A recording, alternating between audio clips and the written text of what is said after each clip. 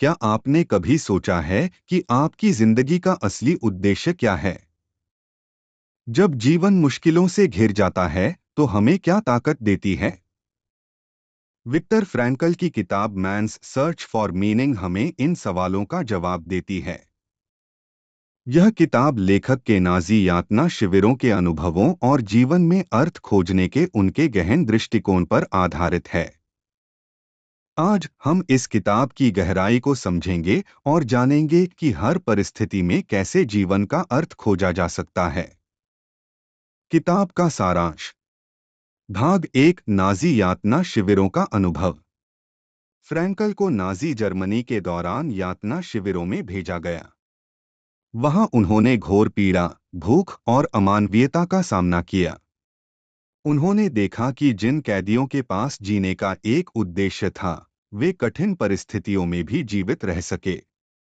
सबसे महत्वपूर्ण सीख। इंसान अपनी सोच और दृष्टिकोण को चुनने के लिए हमेशा स्वतंत्र है। परिस्थितियां चाहे कितनी भी कठिन हो, जीवन का अर्थ ढूंढने से मनोबल बना रहता है। फ्रैंकल का उद्देश्य। उन्होंने अपनी पीड़ा को सहने और शिविर से बचने की ताकत अपने परिवार से फिर मिलने और अपने लेखन कार्य को पूरा करने की उम्मीद से पाई। भाग दो, लोगोथेरेपी और जीवन का अर्थ। लोगोथेरेपी फ्रैंकल का मनोवैज्ञानिक दृष्टिकोण है, जो कहता है कि जीवन का मुख्य उद्देश्य अर्थ खोजना है। अर्थ खोजने के तीन मुख्य स्रोत। काम, ऐसा कार्य करना जो मूल्यवान हो। प्रेम, दूसरों से जुड़ाव और निस्वार्थ भावना। दुख, कठिनाइयों और पीड़ा को उद्देश्यपूर्ण बनाना। फ्रैंकल का मानना था कि इंसान को उसके हालात से नहीं, बल्कि उसके दृष्टिकोण और उद्देश्य से परखा जाना चाहिए। किताब की मुख्य शिक्षा।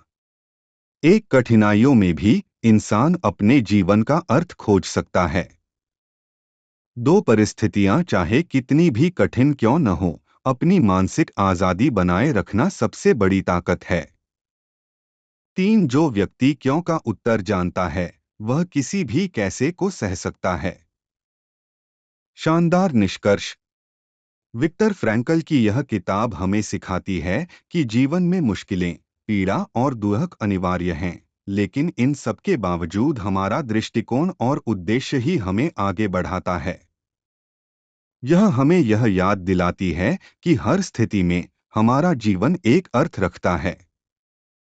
तो दोस्तों, आप भी अपने जीवन का अर्थ खोजें, क्योंकि यही आपकी सबसे बड़ी ताकत है। अगर आपको यह वीडियो पसंद आया हो, तो इसे लाइक और शेयर करें और हमारी चैनल माइंड पेजेस को सब्सक्राइब करना न भूलें।